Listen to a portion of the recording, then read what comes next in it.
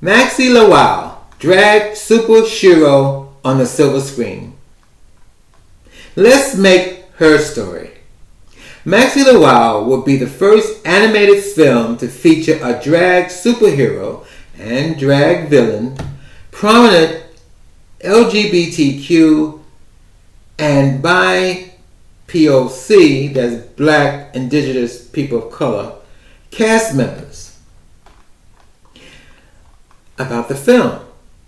When drag queens start disappearing, a shy young barista must summon his inner Super-Shero, rescue them from an evil cosmetic exec bent on harvesting their magic anti-aging tears. This is Eric, and welcome to the craziness that lives inside my head.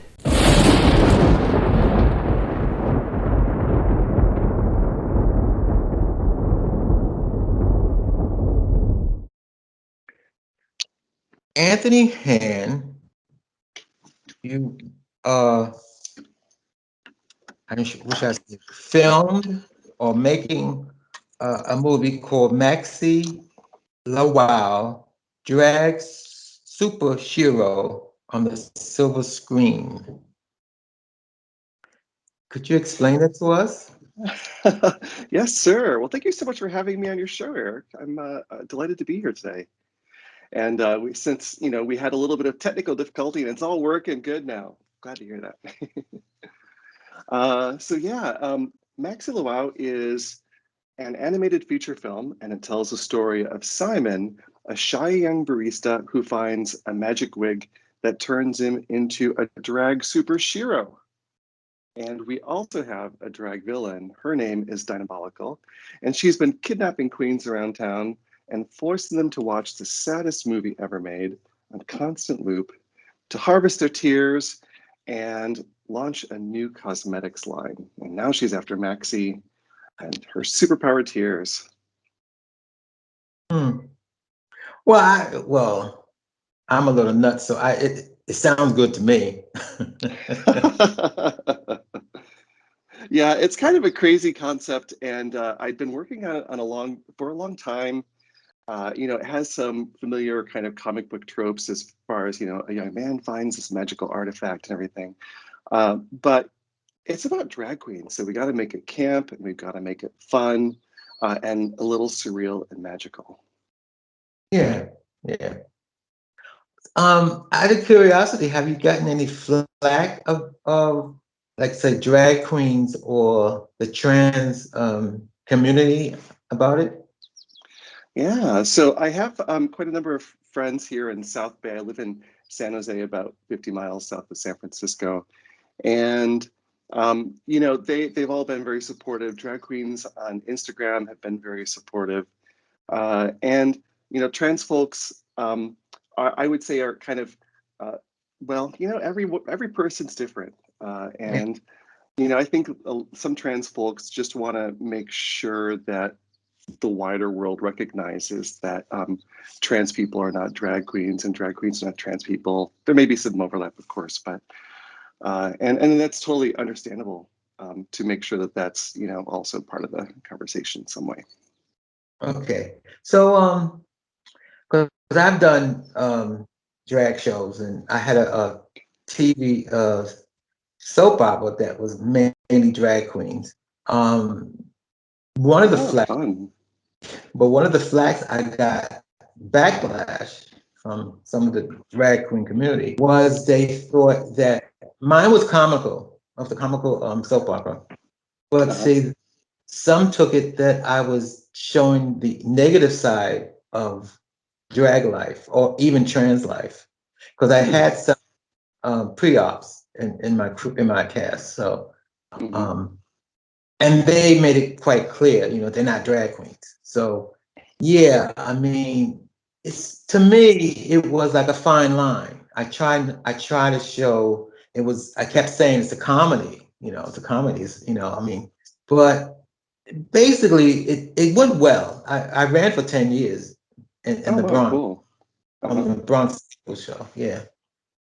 But Yeah, well, I think that one thing that me as far as just a regular member of our LGBTQ community, I've had to go on my own journey to educate myself about trans folks also. And, uh-huh. I am by far not an expert because every person's different, and every trans person has their own unique story to tell. But I, through the grace of coworkers and friends, I've gotten smarter and more educated about some of the issues that trans folks face, and then some great media options as well.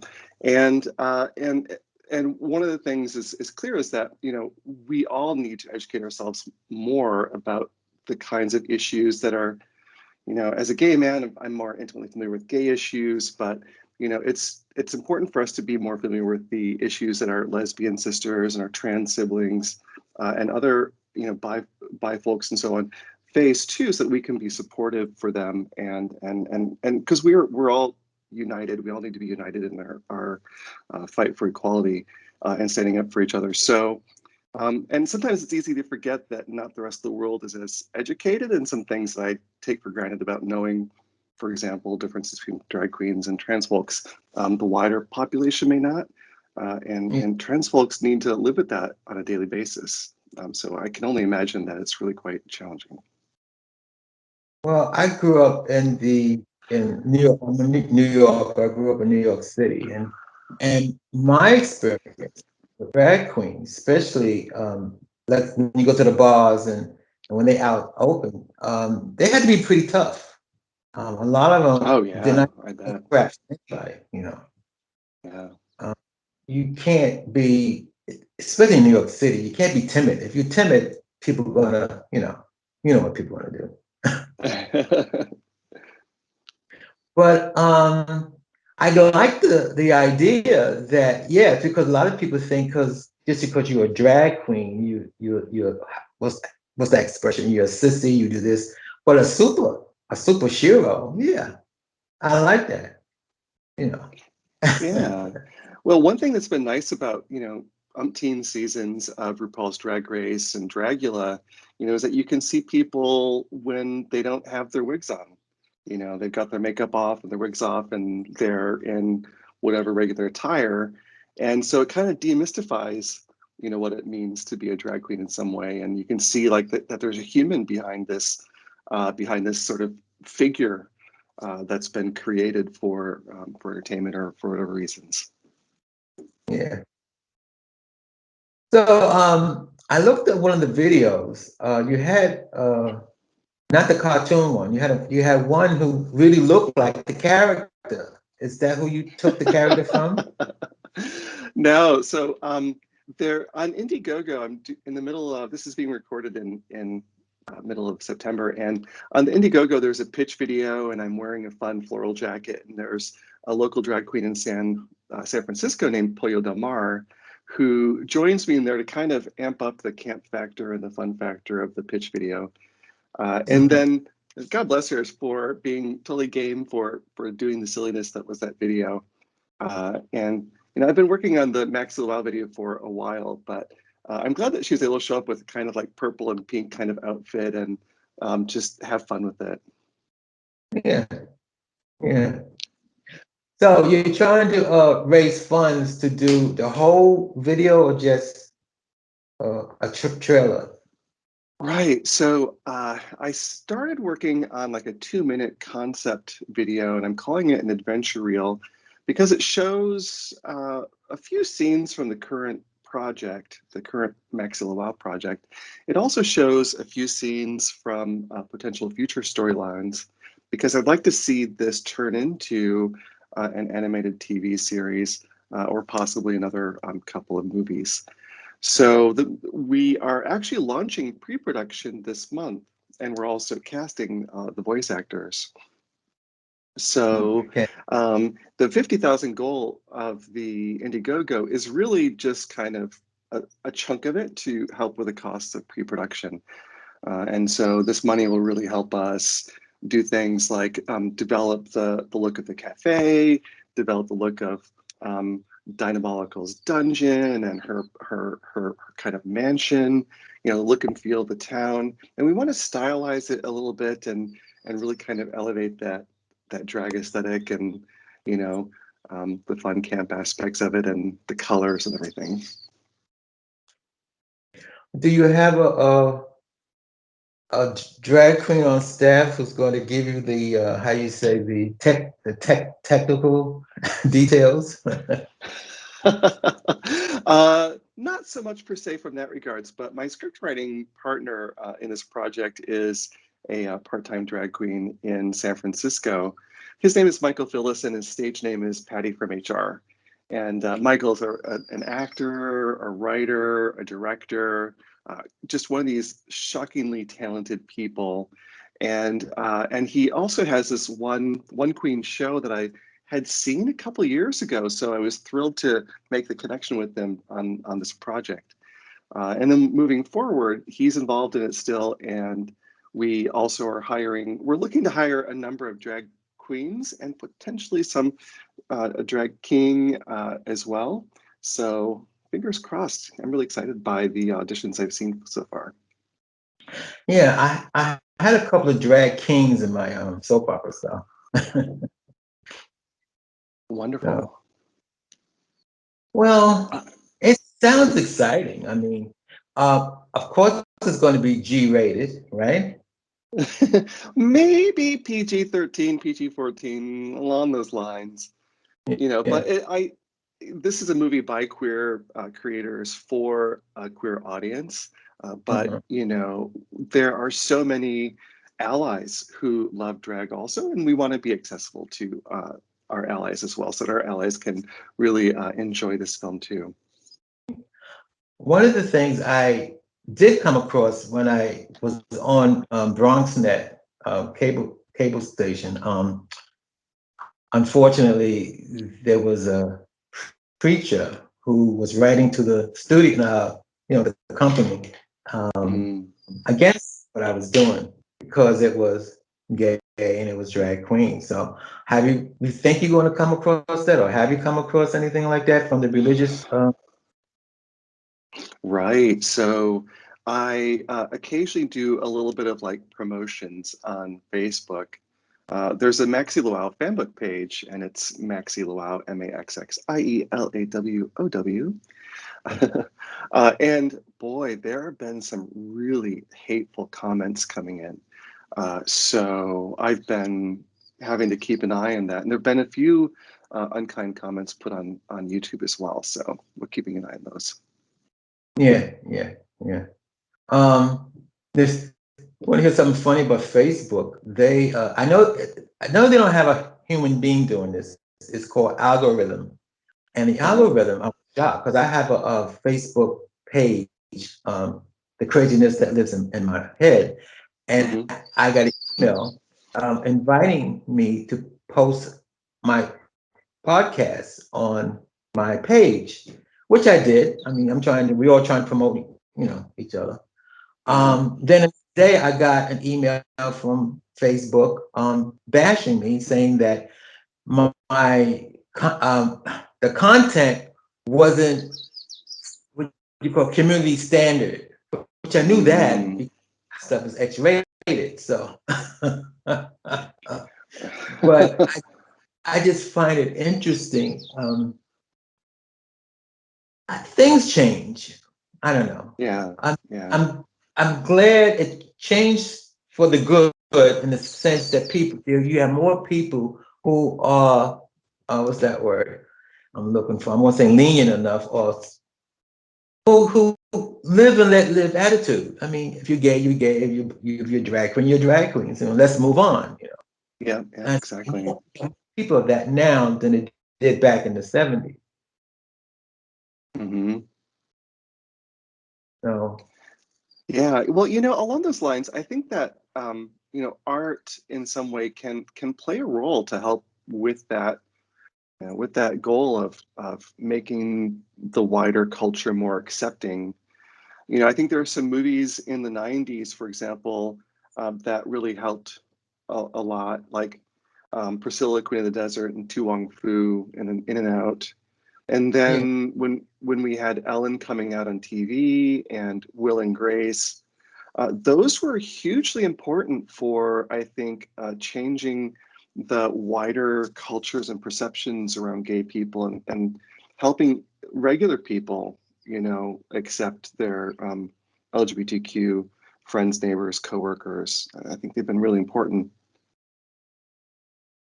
And let's not forget, All in the Family was a very big hit when they had a drag queen on the show, and it was I like that.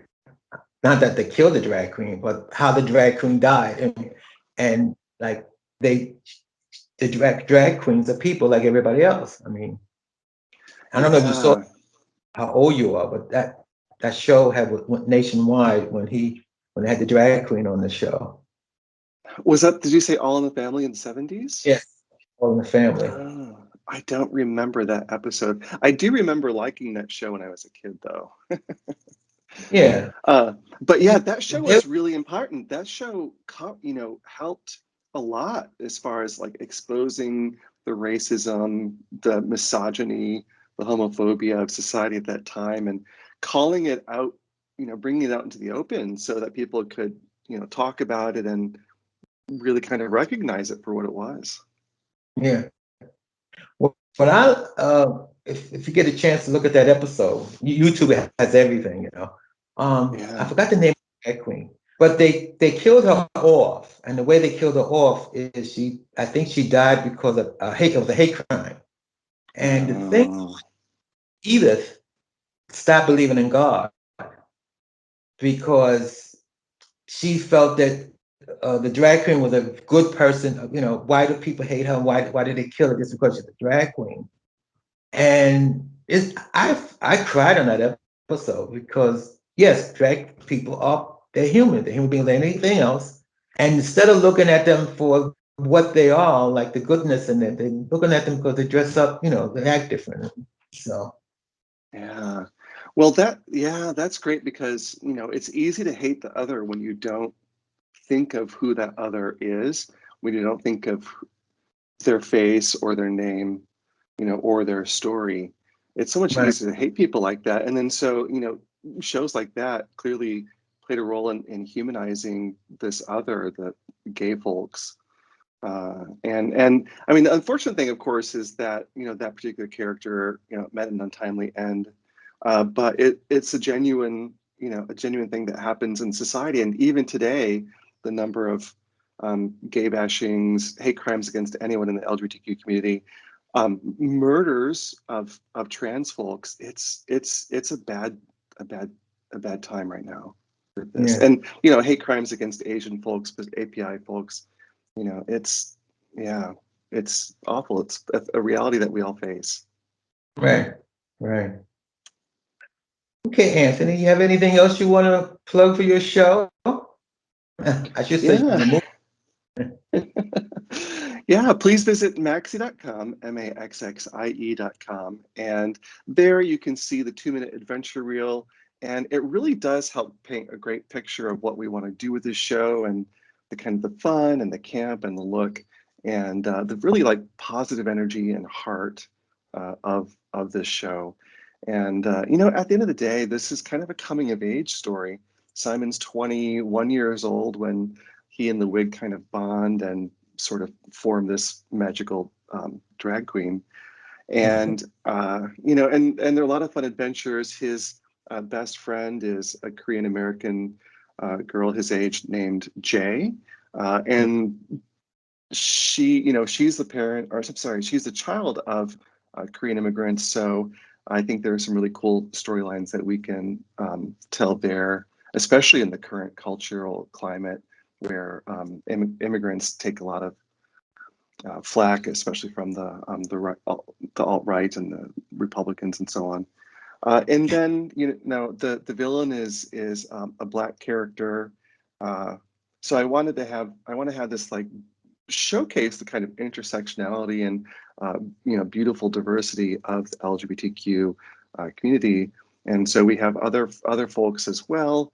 We have a drag king who's kind of like this international man of mystery. His role is a little bit less in this one, but I'd like to explore his backstory and what he's doing in the TV show, hopefully someday.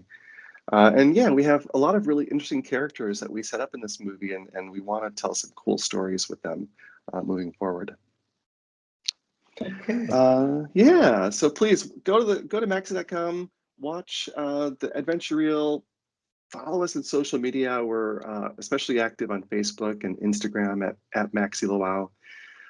And if you're feeling generous, please make a donation on Indiegogo. But otherwise, I'd really, really appreciate it if you could share the word and help get the word out about Maxxie LaWow. Okay. Well, thank you very much for being on my show. And I'm going to end this saying, this is Eric, and you just heard the craziness that lives inside my head.